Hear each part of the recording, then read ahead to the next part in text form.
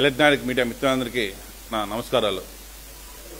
ఈరోజు మీరు చూశారు, ఎప్పుడు చరిత్రలో లేనంత విధంగా మన ఆంధ్ర రాష్ట్రానికి గూగుల్ డేటా సెంటర్ రావటం అనేది చాలా మనం గర్వంగా తీసుకోవాల్సిన దినం. ఈరోజు 1.5 సంవత్సరం కాలంలోనే మన పెద్దయిన ముఖ్యమంత్రి చంద్రబాబు నాయుడు గారు, యువ నాయకుడు నారా లోకేష్ గారు రాత్రనక పొగలనక దేశాలు మొత్తం తిరిగి మన ఆంధ్ర రాష్ట్రం డెవలప్ అవ్వాలని, ఆంధ్ర రాష్ట్రంలో ఉన్నటువంటి యువతందరూ కూడా ఎవ్వరు కూడా ఎంప్లాయ్మెంట్ లేకుండా ఉండముందు 100% ఎంప్లాయ్మెంట్స్ యువతకి ఇవ్వాలని చెప్పి ఎలక్షన్ టైంలో ఇచ్చినటువంటి మాట ప్రకారం అందరికీ ఉద్యోగాలు ఇవ్వాలని చెప్పి ఎంత కష్టపడుతుందో ఈరోజు చూస్తాను. వాళ్ళకి అవసరం లేదు, యాక్చువల్గా హ్యాపీగా గత 2019 నుంచి 2024 వరకు ఏ విధంగా అయితే బటన్ నొక్కి ప్రభుత్వాన్ని చేశారో ఆ విధంగా చేయొచ్చు. కానీ అట్లాంటి ప్రభుత్వం మాది కాదు. ఈరోజు ఎన్డీఏ కూటమి డబుల్ ఇంజిన్ స్పీడ్తో ఈరోజు ఆంధ్ర రాష్ట్రాన్ని చాలా వేగంగా తీసుకెళ్తా ఉంది. ఈరోజు సుమారు 1,33,000 కోట్ల పెట్టుబడితో 1,88,000 మందికి ఎంప్లాయ్మెంట్ ఇవ్వటం అనేది అంత ఆషామాషి విషయం కాదు. ఆనాడు హైదరాబాద్ మైక్రోసాఫ్ట్ ఏ విధంగా అయితే ముఖ్యమంత్రి చంద్రబాబు నాయుడు గారు తీసుకొచ్చారో, ఈరోజు యువ నాయకుడు గారు మన నారా లోకేష్ గారు మార్క్తో ఆంధ్ర రాష్ట్రానికి చరిత్రలో మిగిలిపోయే విధంగా ఈరోజు చరిత్రలో ఆంధ్ర రాష్ట్రంలో మన నారా లోకేష్ గారు మార్క్ నిలబడే విధంగా ఈరోజు గూగుల్ డేటా సెంటర్ని తీసుకురావడం చాలా గర్వనీయం. ఈరోజు మీకు అందరికీ ఒక గూగుల్ మాత్రం చూస్తున్నారు. ఒక గూగుల్ అంత పెద్ద సంస్థ ఒక ప్రాంతానికి వచ్చిందంటే వైజాగ్కి, దాని చుట్టుపక్కల ఉన్న ప్రాంతం సుమారు కొన్ని కిలోమీటర్ మేర ఫస్ట్ హాస్పిటాలిటీ డెవలప్ అవుతుంది, హోటల్స్ డెవలప్ అవుతాయి, చిన్న చిన్న కంపెనీస్ వస్తాయి. దానికి అనుసరణంగా ఇప్పుడు మనం ఇన్స్టాగ్రామ్ వాడుతున్నాం, ఫేస్బుక్ వాడుతున్నాం. ఈ డేటాస్ అంతా కూడా స్టోర్ చేయాలంటే వాళ్ళకు ఉన్నటువంటి కెపాసిటీ సరిపోకుండా ఆ గూగుల్కి పోవాల్సి వస్తుంది. సో అట్లాంటి కంపెనీస్ అన్నీ కూడా దీనికి సంబంధించినటువంటి ఒక పక్కన వచ్చేటువంటి ఆస్కారం ఉంది. సో దాంతో మన రాష్ట్రంలో ఇక్కడంతా చదివి ఇక్కడ కష్టపడి ఇంతకుముందంతా ఇతర రాష్ట్రాలు పోయి పనిచేసే ఎంప్లాయీస్, తమిళనాడు కావచ్చు, కర్ణాటక కావచ్చు, తెలంగాణ కావచ్చు, ఈరోజు ఏదైతే జిఎస్టీ ఉందో, ట్యాక్స్ ఉందో, మనం వాడే ప్రతి దానిపైన కూడా ఈరోజు మనం పన్ను కడుతూ ఉంటాం. స్టేట్ గవర్నమెంట్ కొంత, సెంట్రల్ గవర్నమెంట్ కొంత. ఆ డబ్బంతా కూడా మన ఆంధ్ర రాష్ట్రంలో ఉండే స్టూడెంట్స్ అంతా కూడా ఇతర రాష్ట్రాలకు వెళ్ళేసి అక్కడ ఖర్చు పెట్టే డబ్బు కూడా ఆ రాష్ట్రానికి వస్తుంది. ఈరోజు అది లేకుండా ఇక్కడే చదువుకొని ఇక్కడే గూగుల్లో ఇట్లాంటి వాటి కంపెనీస్ అంతా జాబ్ వచ్చిన దానివలన ఆంధ్ర రాష్ట్రంలో డైరెక్ట్గా ఇండైరెక్ట్గా సుమారు 40,000 కోట్ల పైన ఆదాయం వచ్చేదానికి కూడా ఇది ఒక ఆస్కారం అవుతుంది. అదేవిధంగా ఈరోజు ఎప్పుడు కూడా మన బాబు గారు ఈరోజు తిరుపతిని ఎడ్యుకేషన్ హబ్గా, వైజాగ్ని సాఫ్ట్వేర్ విధంగా తీసుకొని పోవటం, ఈరోజు తిరుపతిలో కూడా 2014-2019 వరకు మీరు చూస్తుంటైతే ఒక ఎలక్ట్రానిక్ క్లస్టర్ పెట్టి సుమారు 500 ఎకరాలు పైగా పెట్టి Celkon, Karbonn, Dixon number of companies తీసుకొని వచ్చారు. ఈరోజు మీరు ఒకసారి రేణిగుంట వైపు కానీ చూశారంటే ఎంతోమంది వేల మంది ఈరోజు ఉద్యోగాలు ఈరోజు కళ్ళ ముందు కనిపిస్తూ ఉన్నాయి. నేను రీసెంట్గానే కంపెనీకి సంబంధించి కొంతమంది హెచ్ఆర్స్తో మాట్లాడడం జరిగింది. ఈరోజు టీసీఎల్ కంపెనీ నుంచి ఆ కంపెనీ పోవాలంటే 2014 నుంచి 19లో ఏదైతే రోడ్లు మా తెలుగుదేశం గవర్నమెంట్లో ఆ రోజు వేసామో అవే రోడ్లు తప్పితే ఈరోజు కనీసం దాని తర్వాత గురుకుల పాఠశాల వచ్చిండది, అక్కడ రోడ్ అయితే కనీసం చాలా ఇదిగా ఉంటుంది. అవి కూడా త్వరగా స్టార్ట్ చేయాలని చెప్పేసి వాళ్ళ కంపెనీస్ అంతా మాట్లాడి టీసీఎల్ నుంచి కూడా యోగానంద కాలేజ్ రోడ్డు వరకు కూడా దాన్ని కూడా 100 ఫీట్ రోడ్ చేసే విధంగా కూడా ఈరోజు డెసిషన్ తీసుకొని కూడా లాస్ట్ మన విజయవాడ పోయినప్పుడు కూడా చెప్పాను. ఇదే సీఎంగా కూడా వెంటనే డెసిషన్ తీసుకొని ఆ రోడ్డుని స్టార్ట్ చేయమని చెప్పడం జరిగింది. సో ఎప్పుడు కూడా డెవలప్మెంట్ అంటే తెలుగుదేశం పార్టీ ముందుంటుంది, ఎన్డీఏ కూటమి ముందుంటుంది.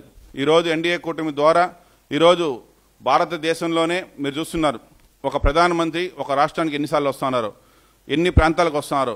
ఒక రాష్ట్రానికి ఒకే ప్రాంతం రావటం అనేది ఒక వ్యక్తి అయితే, ఈరోజు ప్రధానమంత్రి గారిని ఒక్కొక్కసారి మన బాబు గారు ఒకసారి కాకినాడకి, ఈరోజు మొన్న కర్నూలుకి, ఈ విధంగా మొత్తం ఆంధ్ర రాష్ట్రం అన్ని వైపులు కూడా ఈరోజు తిప్పడం కూడా చాలా హ్యాపీ మూమెంట్ ఇవంతా. సో దీని అందరూ కూడా ప్రజలను హర్షిస్తున్నారు. సో కాబట్టి రానున్న రోజుల్లో యువతంతా కూడా నారా లోకేష్ గారికి ఎప్పుడు రుణపడి ఉంటారు. ఇంత పెద్ద ఘనత తెచ్చిన దానికి నేను తెలుగుదేశం పార్టీలో ఉండేదానికి నేను కూడా చాలా హ్యాపీగా ఫీల్ అవుతున్నాను. సో కాబట్టి రానున్న రోజుల్లో ఎన్డీఏ కూటమికి ఎదురుండదు, డెవలప్మెంట్ అనేదే ఎన్డీఏ కూటమి ఎప్పుడు కూడా పేదవాళ్ళకి, చదువుకున్న వాళ్ళకి, మహిళలకి, వృద్ధులకి అందరికి కూడా ఎన్డీఏ కూటమి సపోర్ట్గా ఉంటుంది. ఆంధ్ర రాష్ట్రంలో ఏ ఇబ్బంది లేకుండా అందరినీ సంతోషంగా చూసే ప్రభుత్వమే మా ఎన్డీఏ ప్రభుత్వం. సో కాబట్టి మరొకసారి నేను ముఖ్యమంత్రి చంద్రబాబు నాయుడు గారికి, యువ నాయకుడు నారా లోకేష్ గారికి మనస్ఫూర్తిగా నేను ధన్యవాదాలు చెప్తున్నాను. వర్కామణి కేసు మీకు అందరూ తెలిసిన విషయమే. ఆ రోజు ఇక్కడ వీడియోలో మనం చూపించడం జరిగింది. దాన్ని ఈరోజు వాళ్ళు అంటున్నారు, ఈరోజు మా ప్రభుత్వంలో మేము పట్టుకున్నాము, మేము కేసు పెట్టామనేసి అని. యాక్చువల్గా మనం చూసినట్టయితే ఒక చిన్న పిక్ పాకెట్ జరిగితేనో, లేకపోతే గుండీలో ఒక సైడ్ నుంచి వాళ్ళు కానుకేసేటప్పుడు ఇంకో సైడ్ చేయి పెట్టి తీసుకునేస్తూ ఉంటారు. అది 500, 1000 రూపాయలు ఎంత చిన్న అమౌంట్ ఉంటుంది. అట్లాంటి కేసునే అక్కడున్న అధికారులు, డిపార్ట్మెంటు, విజిలెన్స్ వాళ్ళు దాన్ని మొత్తం సోషల్ మీడియాలో పెట్టి వాళ్ళ మీద ఎంక్వైరీ పెట్టి ఈ భక్తుడు ఎక్కడి నుంచి వచ్చాడు, ఎప్పుడు వచ్చాడు, ఎన్నిసార్లు వచ్చాడు, ఇది మొదటిసారి దొంగతనం చేశాడా, కంటిన్యూ దొంగతనం చేసినాడా అనేది ఇంత డీటెయిల్గా అతను చిన్న వాటిపైన ఎంక్వైరీ చేస్తారు. అట్లాంటిది ఒక 100 కోట్ల రూపాయల స్కామ్ జరిగిందంటే ఒక వ్యక్తి ఒక్క రోజులో 100 కోట్ల దొంగతనం చేయలేడు. ఒక వ్యక్తి, ఆ వ్యక్తికి వెనక ముందు ఎవరు సపోర్ట్ లేకుండా, అధికారులు అండ లేకుండా, మాజీ చైర్మన్ అండ లేకుండా, అంటే మాజీ సీఎం వైఎస్ జగన్మోహన్ రెడ్డి గారు అండ లేకుండా ఒక మనిషి అంత అమౌంట్ని అంత స్పాన్ ఆఫ్ టైంలో తీసుకోవాలంటే అంత ఈజీ కాదు. సో కాబట్టి ప్రతి ఒక్కరు కూడా పరిక్రమంలో పోయేటప్పుడు, వచ్చేటప్పుడు మొత్తం చెక్ ఇంటికల నుంచి పాదాల వరకు మొత్తం చెక్ చేస్తారు. కానీ ఈ మనిషిని మాత్రం చెక్ చేయకుండా వదులుతున్నారంటే ఆ రోజు మీరు పట్టుకున్నప్పుడే ఒక స్పెషల్ డ్రైవ్ చేసి దానిపైన ఎవరెవరు ఏ టైంలో ఆయన ఇన్ అయినాడు, ఏ టైంలో ఎగ్జిట్ అయినాడు, ఆ టైంలో ఉన్న అధికారులు ఎవరున్నారు, అదే అధికారి కంటిన్యూగా అతను వచ్చేటంతా ఉన్నారా అనేటువంటి ఒక కమిటీ వేస్తుండాలి. అప్పుడు దాన్ని నీట్గా క్లియర్గా తెలుసుంటుంది.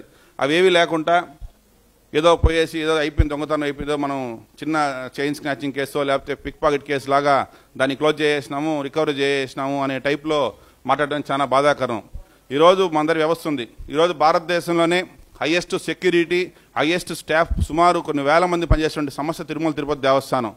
అట్లాంటి దాంట్లో ఇంత పెద్ద క్రైమ్ ప్రజలందరూ, ప్రపంచం మొత్తం కూడా వచ్చేసి వాళ్ళు చేసేటువంటి వాళ్ళ కోరికలు తీరిన తర్వాత, లేదంటే వాళ్ళు చేసినటువంటి పాపాలన్నీ పోవాలని, లేదంటే ఏమన్నా వాళ్ళు మొక్కుకొని భగవంతుడికి వచ్చి ఆ ఉండిలో సమర్పించుకొని వెళ్తారు.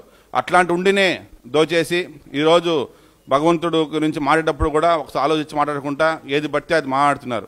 సో అంతా భగవంతుడు చూస్తున్నాడు. సో కాబట్టి ఎప్పుడు కూడా ఈరోజు ఉన్నటువంటి వ్యవస్థలో హైయెస్ట్ టెక్నాలజీ ఉన్నది. ఎప్పుడు ఎక్కడ ఎవరు తప్పించుకోలేరు. టెక్నాలజీ ఈరోజు ప్రతి ఒక్కరు కూడా కనబెడుతుంది. మనం ఎవరికి తెలియకుండా దొంగతనం చేస్తున్నాము, మనం చేసే పని ఎవరు తెలియదు అనుకుంటే మాత్రం అది భ్రమలో ఉంటారు. ఈరోజు మనం ఎక్కడ కూర్చొని ఏదో మాట్లాడుతున్నాము, మాట్లాడేది చాలా ఈజీ. ఆ రోజే మీరు ఇవన్నీ చేసి ఉండి ఖచ్చితంగా నేను చెప్పిన విధంగా ఎవరన్నా కూడా మినిమం పిల్లలు కూడా చెప్తారు ఈ సమస్య.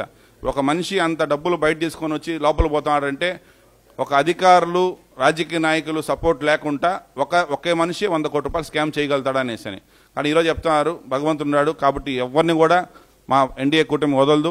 తప్పు చేసిన వాళ్ళని భగవంతుడు ఖచ్చితంగా శిక్షిస్తాడు. రానున్న రోజుల్లో అతి త్వరలో ఈ కేసును కూడా వేగం చేసి దీంట్లో వెనకాల దోషందం కూడా శిక్షణ పడతారు. ఇప్పుడు చెప్పింది అదే. మేము కాటు పట్టుకున్నాం అంటే పట్టుకుని మీరేం చేసినారు? అసలు పట్టుకున్నప్పుడు మీరు ఏ రోజైనా కనీసం అతన్ని మీడియా ముందు తీసుకొని వచ్చారా? వాళ్ళు ఏ రోజైనా అక్కడున్న అధికారులతో పెట్టి ఒక కమిటీ వేసి వాళ్ళని ఏమైనా వాళ్ళ పైన చేశారా?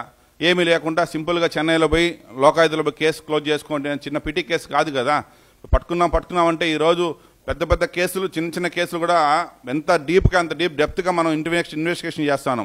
ఏ ఇన్వెస్టిగేషన్ లేకుండా, ఏది లేకుండా సింపుల్గా ఈరోజు క్లోజ్ చేయడం అనేది దాని వెనకాల ఎవరైనా ఆ వైసీపీ పార్టీకి సంబంధించినటువంటి నాయకులు ఉంటే తప్ప ఇంత ఈజీగా అది క్లోజ్ అయ్యేటువంటి కేసు కాదు. కాబట్టి వాళ్ళు ఈరోజు ఏదో పట్టుకున్నా ఉంటారు. పట్టుకున్నప్పుడు క్లియర్గా ఆ రోజు ఒక మనిషి చేసింది కాదు కదా, ఎంతమంది వెనకాల ఉన్నారు అందరిని అరెస్ట్ చేసి అందరిపైన ఎఫ్ఐఆర్ వేసి అందరినీ కటకట వెనకాల పంపించుంటే ఆ రోజు ఒక క్లియర్గా వాళ్ళు చెప్పి నిజం ఒప్పుకుంటాం. సో ఈరోజు వాళ్ళకి ఇంకా ప్రజలందరూ కూడా తరిమేసినారు. వాళ్ళు నమ్మే పొజిషన్ లేదు. సోషల్ మీడియాలో వాళ్ళని మర్చిపోతారని చెప్పి ప్రజలు ఏదో ఒకటి మాట్లాడాలని చెప్పేసి రోజు టీవీ ముందు మైకుల ముందు వచ్చి మాట్లాడాలి తప్పితే వైసీపీ పార్టీ నాయకుల్ని ఎప్పుడు కూడా ప్రజలు ఎప్పుడో మర్చిపోయినారు. ఇంకా రానున్న రోజుల్లో ఎవరు భగవంతుడు కాదు కదా, కామన్ మ్యాన్ కూడా వాళ్ళని వదిలే ప్రసక్తి లేదు. అన్నా మీరు చెప్పేది ఇప్పుడు మేము వచ్చి ఎవరైతే వీడియో బయట పెట్టిన తర్వాత వెంటనే సీఎం గారు స్పందించారు, లోకేష్ గారు స్పందించారు. దానిపైన ఇప్పుడు సిట్ వేస్తున్నారు. సిట్ అధికారులు కూడా అత్యంత వేగంగా దానిపైన చేస్తారు. సార్ గారు మా సీఎం గారు అయితే ఎటువంటి పరిస్థితుల్లో కూడా ఒప్పుకునే ప్రసక్తి లేదు. భగవంతుడు గారు ఎవరు తప్పు చేసినా ఎంత పెద్ద వాళ్ళైనా కూడా వదలొద్దని చెప్పేసి క్లియర్ ఇన్స్ట్రక్షన్ ఇచ్చేసినారు. దానిపైన ఆల్రెడీ ఇంటర్నల్ వర్క్ జరుగుతూ ఉన్నది. ఒకసారి మొత్తం ఫైల్ అయిన తర్వాత ఒకటేసారిగా బయట చూపిస్తారు. కానీ కొన్ని కాంపిటీషన్లు జరుగుతున్నాయి కాబట్టి బయట చెప్పేయడానికి లేదనేసి అని. ఎందుకంటే గత ప్రభుత్వంలో ఉన్నటువంటి తుమింగిలాల్ని పట్టాలంటే కొన్ని వర్క్స్ సైలెంట్గా చేయాలి కాబట్టి అందులో భగవంతుడికి సంబంధించింది ప్రతి ఒక్కటి కూడా మనం బయట ఎక్స్పోజ్ కావద్దు. వన్స్ ఎ టైం క్లియర్గా రిపోర్ట్ వచ్చిన తర్వాత బయటకు వస్తుంది. అతి త్వరలో మీ ముందు క్లియర్గా దోషులు నిలబెట్టేసి దానికి సంబంధించినటువంటి సాక్ష్యాలను కూడా మీ ముందు పెడతారు. విజిలెన్స్ అధికారులు కూడా లాస్ట్ టైం జరిగిన క్రైమ్ మేము చెప్పాను ఆల్రెడీ. నేను భగవంతుడు క్యూ లైన్లో పోయేటప్పుడు వచ్చేటప్పుడు వాళ్ళు మర్చిపోయే వస్తువులను కూడా వాళ్ళ టీటీడీకి హ్యాండ్ ఓవర్ చేయకుండా, ఇండెక్స్లో ఎంటర్ చేయకుండా, అట్లీస్ట్ మూడో వ్యక్తికి తెలియకుండా కూడా పంచుకున్నారు. అవి నీకు ఇది నాకు ఇది అనేసి అవన్నీ రికార్డ్స్ ఉన్నాయి, టోటల్గా ఉన్నాయి. అన్ని దేవస్థానానికి సంబంధించినటువంటి ప్రతి క్రైమ్ని కూడా అతి త్వరలో బయట పెడతాం. స్టార్ట్ అయిపోయింది ఆల్రెడీ. ఇన్ఫర్మేషన్ అది ఆల్రెడీ సర్వే జరుగుతూ ఉన్నాయి. ఆల్మోస్ట్ వాళ్ళు పాకాల నుంచి సర్వే చేసుకొని వస్తున్నారు. అది 3 లేయర్స్ ఆఫ్ సర్వే జరుగుతుంది. ఫస్ట్ మన ఎఫ్ఎంఈ ప్రకారం ఎక్కడైతే ఉండారో వాళ్ళు సర్వే ఆఫ్ ఏడీని పిలిపించినాము, వాళ్ళు చేసుకుంటూ వస్తున్నారు. దాని తర్వాత మళ్ళీ ఫీల్డ్ పెట్ మార్కింగ్, కాంక్రీట్ మార్కింగ్ జరుగుతుంది. దాని తర్వాత బఫర్ జోన్కి వెళ్తాము. ఇవన్నీ అయిన తర్వాత రిపోర్ట్ తీసుకొని వచ్చి నెక్స్ట్ స్టార్ట్ చేస్తారు. ఖచ్చితంగా చెప్తాను. మీడియా మిత్రులు చెప్పండి ఏం చేయంగా. స్వర్ణముఖి అది ఫస్ట్ సర్వే జరుగుతూ ఉందన్న. సర్వే జరిగిన వెంటనే ఒక క్లారిటీ వచ్చేసిన తర్వాత ఆ ఎంకరేజ్మెంట్లు ఎవరున్నా చెక్ చేసుకొని నిజంగా బీదవాళ్ళు ఏమీ లేని వాళ్ళు అదే సోర్స్తో బతికే వాళ్ళకైతే వాళ్ళకి మనం ఇంకొక చోట వాళ్ళకి ఇల్లు చూపించి వాళ్ళకి అందరికి న్యాయం చేసి ఖచ్చితంగా స్టార్ట్ చేస్తాం. దానికి ముందే ఒక ప్రణాళిక, ఎందుకంటే ఇది పెద్ద ప్రాజెక్ట్ కాబట్టి అంత ఫాస్ట్గా చేసేటువంటిది కాదు. కాబట్టి ఎవరికి ఇబ్బంది రాకుండా ప్రజలందరూ కూడా బీదవాళ్ళు కూడా ఇబ్బంది పడవద్దు. దాన్ని నీట్గా ఫస్ట్ ఒక ప్రణాళిక ప్రకారం సర్వే చేస్తే మనకు ఒక క్లారిటీ వస్తుంది. సర్వే తర్వాత మళ్ళీ మీడియా మిత్రులందరికీ ఆ సర్వేలో ఏమేమి ఉన్నాయనేసి చూపించడం జరుగుతుంది. తర్వాత ప్రతి ఒక్కటి కూడా నేను మీడియా ముందు పెట్టే ఏ పని డెసిషన్ తీసుకొని చేస్తాను. అదే దానికి సంబంధించి గురువుల జీలతో వాళ్ళతో డిస్కషన్ చేయడం జరుగుతుంది. ఏదున్నా కూడా మనకు సర్వే చేసిన తర్వాతనే దానికి సంబంధించినటువంటి క్లారిటీ క్లియర్గా వస్తుంది. అంటే మనకు అది ఎట్లో ఉందా లేదని మనం ఈ టైంలో చెప్పేదని కూడా అది కరెక్ట్ కాదు. ఒకసారి వన్స్ సర్వే అయిన తర్వాతనే మనకు ఒక క్లారిటీ వస్తుంది. అది నిజంగా ఎట్లో ఉంటే దాన్ని ఏం చేయాలా, ఎట్లో లేకపోతే దాని పరిస్థితి ఏంది అవనేది ఖచ్చితంగా. ఇప్పుడు వంక వచ్చినప్పుడు ఏమున్నాడు కొట్టుకుని వానలో నది ముందు ఏది కూడా ఆనదు. సో కాబట్టి మనం దాన్ని ప్రొటెక్ట్ చేస్తానికి ప్లాన్ చేస్తాము. Maximum the best what can I do, I will try for it. ఇంకా నెక్స్ట్ లెవెల్ పోలే. మొత్తం 3 లేయర్స్ ఆఫ్ సర్వే ఉంటుంది. ఫస్ట్ మామూలు ఇది సర్వేనే ఉంటుంది. మన విడ్త్ ఎంత ఉంది, ఎక్కడ దీని వరకు అయింది, అది మొత్తం 100 కిలోమీటర్స్ రేడియస్ సుమారు సర్వే తెలియదు కాబట్టి ఇట్ టేక్స్ సమ్ టైం. అంటే ఇంకోటి తిరుపతిలో మనకు కంటిన్యూస్గా ప్రోగ్రామ్స్ జరుగుతుంటాయి. మన నేషనల్ ఉమెన్ ఎంపవర్మెంట్ ప్రోగ్రామ్ జరిగింది. మన పిఎం గారు మొన్న వచ్చారు. మన శ్రీ గరుడ సేవ, బ్రహ్మోత్సవాలు ఇవన్నీ ఉన్నాయి. అందువల్ల స్టాఫ్ ఉండే తక్కువ కాబట్టి కొంచెం మెల్లిగా అట్లా ఇంకా రైనీ సీజన్ ఇంకా స్టార్ట్ చేయాలి కూడా మనం ఇంకొక 2-3 మంత్స్ పడుతుంది కాబట్టి కొంచెం స్లోగా చేసుకుని నీట్గా వస్తాను. టుడా టవర్స్ అన్నీ బాగా బ్రహ్మాండం జరుగుతున్నాయి, ఫాస్ట్ అయినాయి. మనం కూడా షాప్స్ కూడా సెకండ్ ఫేజ్లో కూడా యాక్షన్ పెట్టడం జరిగింది. ఆ 4 బెడ్రూమ్ ఫ్లాట్స్ కూడా 2 బెడ్రూమ్ ఫ్లాట్స్గా కన్వర్ట్ చేసేసి అవి కూడా మీ రీమోట్లో 2 మాకప్స్ చేసాము. అవి కూడా నేను ఇన్స్పెక్షన్ చేసి 2 బెడ్రూమ్కి స్టార్ట్ చేసేస్తాను. అవిలాల్ చెరువు నిన్న ఇన్స్పెక్ట్ చేయడం జరిగింది. దాన్ని ఆల్రెడీ సుప్రీంకోర్టు దానిపైన డైరెక్షన్ ఇచ్చిన్నది. ఆ సుప్రీంకోర్టు డైరెక్షన్ ప్రకారం ఏదైతే మనం వాటర్ బాడీని ఎక్కడెక్కడ ఇచ్చిన్నది, దాని లెంత్ బ్రిత్ మొత్తం ఎన్ని ఎకరాలను ఇచ్చిన్నది, దాన్ని ఫస్ట్ మార్క్ చేసి దాని తర్వాత చుట్టుపక్కల దాని అంతా కూడా ఒక 8 feet to 10 feet కట్టలాగా ప్లాన్ చేసి ఇప్పుడున్నటువంటి కాంపౌండ్లు పెట్టాలా లేకపోతే రివిట్మెంట్ చేయాలనేది అని అధికారులతో ఒకసారి డిస్కస్ చేసేసి సుప్రీంకోర్టు గైడ్ లైన్స్ని డివేట్ చేయకుండా మనం ఖచ్చితంగా దాన్ని ఒక మంచి పార్క్గా స్టార్ట్ చేయడం జరుగుతుంది. నిన్నే డ్రోన్ సర్వే మొత్తం అయిపోయింది. వాళ్ళు కూడా వచ్చారు, మన ఆర్టెక్స్ అంతా కూడా వచ్చారు. వాళ్ళు కూడా డిజైన్స్ ఇచ్చారు. అవి నాకు కొంచెం హ్యాపీగా లేదు, కొంచెం మార్చమని చెప్పాను. అవి కూడా అతి త్వరలో ఇంకొక 2-3 చెరువులు కూడా స్టార్ట్ చేస్తున్నాం. టుడా నుంచి ఎంత అంటే అది ఎన్ఆర్జిఎస్ ఫండ్ కొంత వస్తుంది, ఇరిగేషన్ ఫండ్ కొంత వస్తుంది. అంత నెసెసరీ ఉండకపోవచ్చు, మోస్ట్లీ ఒక 15 crores ఉండొచ్చు అనుకుంటాను. అది మీకు నేను క్లియర్ చెప్పాను. మీకు ఇంట్లో సుప్రీంకోర్టు డైరెక్షన్స్ ప్రకారం వాటర్ ఫస్ట్ స్టోరేజ్ కావాలా. చెరువుని ఎప్పుడు కూడా గ్రౌండ్ చేసేదానికి ఏ ప్రభుత్వం ఒప్పుకోదు. చెరువులో బిల్డింగ్ కట్టడానికి ఏ ప్రభుత్వం ఒప్పుకోదు. చెరువులో కంపెనీ కట్టడానికి ఏ ప్రభుత్వం ఒప్పుకోదు. చెరువులో మా భూమి ఇల్లు అమ్మేదానికి ఏ ప్రభుత్వం ఒప్పుకోదు. చెరువులో మా తమ్ముడు అమ్మినాడు, మా అన్న అమ్మినాడు, మా పెద్ద అమ్మినాడు ఏ ప్రభుత్వం ఒప్పుకోదు. చెరువు అనేది లేక్ అంటే వాటర్ సోర్స్. ఒకసారి ఆ చెరువులో వాటర్ డంప్ అయితే చుట్టుపక్కల ప్రాంతాలకు ఎంతమందికి తాగునీటికి వాటర్ వస్తుంది, బోర్లేసి ఎంత ప్యూర్గా ఉంటుంది. వాళ్ళు మార్నింగ్ పిల్లలు కానీ ఫ్యామిలీస్ కానీ వృద్ధులు కానీ వాకింగ్ పోవాలన్నా కొంచెం కూర్చోవాలన్నా కొంచెం పాజిటివ్ మైండ్ ఉండాలన్నా కూడా ఆ లేక్ దగ్గర కూర్చుంటే ఉంచేటువంటి మన హ్యాపీనెస్ అది వేరే. సో అందుకనేసి ఫస్ట్ నిన్న కూడా చెప్పింది నేను ఒకటే వాళ్ళకి, దీంట్లో ఎటువంటి పరిస్థితుల్లో కూడా మొత్తం వాటర్ స్టోరేజ్ రావాలా, వాటర్ స్టోరేజ్ నించిన తర్వాతనే దానికి ఒక 8 to 10 feet మొత్తం కట్టబోసి రివిట్మెంట్ చేసి దాన్ని ప్లాన్ చేయాలి తప్పితే వాటర్ లేకుండా మాది ఎటువంటి పరిస్థితి ఉండదని చెప్పి సుప్రీంకోర్టు ఇచ్చింది. అదే దాని ప్రకారమే అదే డైరెక్షన్స్తోనే మీరు చెప్పినట్టుగా తుమ్మలగుంట చేసిన తప్పుని ఎక్కడ జరగకుండా రీప్లేస్మెంట్ ఈ విధంగా ఎక్కడ కామెంట్స్ రాకుండా అని చెప్పి కూడా నేను క్లియర్ డైరెక్షన్ ఇచ్చాను. ఇరిగేషన్ అందరూ కూడా దానికోసం అయినారు, ఆ ప్రకారమే చేస్తాము.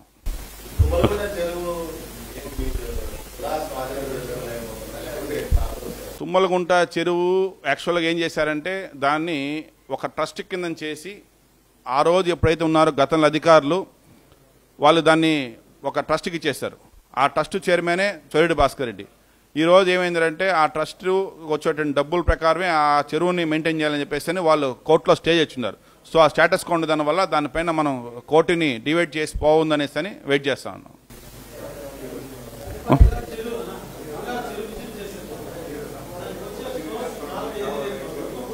అదే చెప్పింది నేను నిన్న ఫస్ట్ చెప్పిన అదే నేను ఆ చెరువుకు రావాల్సినటువంటి ఇన్పుట్ వాటరు అవుట్పుట్ వాటర్ ఈ రెండింటిని ఫస్ట్ మార్క్ చేసి దాన్ని ఒకవేళ ఏదైనా ఎంక్రోచ్మెంట్ ఉన్నా కూడా అది క్లియర్ చేసిన తర్వాత ఇది స్టార్ట్ చేయండి. జస్ట్ నేను ఊరికి ఒక బ్రీఫ్కి వెళ్ళాను. ఒక క్లియర్ డ్రాయింగ్స్ అన్ని వచ్చిన తర్వాత ఇప్పుడు పేరూరు చెరువు నిండితే తుమ్మలగుంట చెరువుకి వస్తుంది, తుమ్మలగుంట చెరువు నిండితే అవిలాల చెరువుకి వస్తుంది. సో ఇప్పుడు తుమ్మలగుంట చెరువు మొత్తం ఆక్యుపై అయిపోయింది. సో దానికి సోర్సెస్ ఎట్లా అవన్నీ కూడా డిస్కస్ చేయడం జరిగింది. అది మొత్తం డ్రాయింగ్ వచ్చిన తర్వాత అది కూడా ఒక కపుల్ ఆఫ్ డేస్లో ఇస్తా అని చెప్పారు వాళ్ళు. సో ఈ అవిలాల చెరువుకు కూడా రావాల్సిన వాటర్ ఏ విధంగా రావాలనేసి దానికి కావాల్సినటువంటి వర్క్స్ చేసి ఒకవేళ రేపు ఎక్సెస్ ఆఫ్ వాటర్ వచ్చినా కూడా అది బయటపోయే విధంగా ఆ రోజు మళ్ళీ ఇదంతా పెట్టిన డబ్బు అంతా డ్యామేజ్గా ఉందని కూడా అది కూడా చేయడం జరిగింది. రెండు అయిన తర్వాతనే వర్క్ అన్ని స్టార్ట్ చేస్తారు. Trust account, swimming pool, guest house, చెరువు ఇవన్నీ కూడా వాళ్ళు ప్రీ ప్లాన్గా ముందుగానే మీకు తెలుసు ఒక దొంగతనం చేయాలంటే ముందుగా రెక్కి వేసుకుంటాడు. ఆ మాట రేపు తెల్లారితో ఎవరన్నా వచ్చినా కూడా మనకు ఏమి జరగముందనేటువంటి దూర సంకల్పంతో చెడు ఉద్దేశంతో వాళ్ళు నీట్గా దాన్ని పోయేసి దాని పెద్ద స్టేటస్కో తీసుకొని వచ్చేసి ఈరోజు మొత్తం కోర్టులో చేసి పెట్టారు. ఆ అమౌంట్ని కూడా తీసేదని కూడా మేము అడ్వకేట్స్తో మాట్లాడుతున్నాము. హైకోర్టు అడ్వకేట్స్ కూడా మనం టుడా అనే కాకుండా అవుటర్స్ కూడా ఎంగేజ్ చేసుకోవడం జరిగింది. వాళ్ళ సలహాలు సూచనల మేరకు అతి త్వరలో ఈ swimming pool, gym complex, guest house ఈ అమౌంట్ ఒక పార్ట్ 1లో పార్ట్ 2లో చెరువు తీసుకునే విధంగా కూడా డిస్కషన్ జరుగుతుంది. దాని మీద ప్లానింగ్ జరుగుతుంది. సెట్టిపల్లి సంబంధించి ఇప్పుడు 12 o'clock కలెక్టర్ గారితో రివ్యూ మీటింగ్ ఉన్నది. ఆల్మోస్ట్ 90% కొలికి వచ్చేసింది. ఏకామాలతో కూడా డ్రాయింగ్స్ అన్ని ఫైనల్ చేయడం జరిగింది. దాంట్లో వచ్చినటువంటి దాంట్లో కూడా ఓపెన్ స్పేస్ అంతా తీసుకొచ్చి ఒక పక్కన పెడితే అది వద్దు 3 చోట్ల పెడతామని చెప్పి డిసైడ్ చేశాము. బరియల్ గ్రౌండ్ ఒక పక్క, ఈ ఓపెన్ స్పేస్ కూడా అక్కడక్కడ సెంటర్లో పెడితే అందరికీ, ఎందుకంటే ఆల్మోస్ట్ 400 acres వస్తుంది కాబట్టి అది కూడా పార్క్స్ ఓపెన్ స్పేస్ కూడా ఐడెంటిఫై చేశాము. మోస్ట్లీ సైజెస్ అన్నీ కూడా ఫైనల్ అయిపోయినాయి. ఈరోజు 12 o'clock కలెక్టర్ గారితో మీటింగ్లో ఏ సైజ్ ఆఫ్ ప్రాక్టీస్ ఎంతమంది కస్టమర్స్ ఉన్నారు అనేది ఈరోజు డివేషన్ అయిపోతుంది. మోస్ట్లీ నెక్స్ట్ సంక్రాంతి కల్లా సెటిబుల్ ఫ్లాట్స్ అందరికి కూడా వాళ్ళకి డిప్ వేసేసి వాళ్ళకి అలాట్ చేసే విధంగా ప్లాన్ చేస్తున్నాం. Okay thank you very much.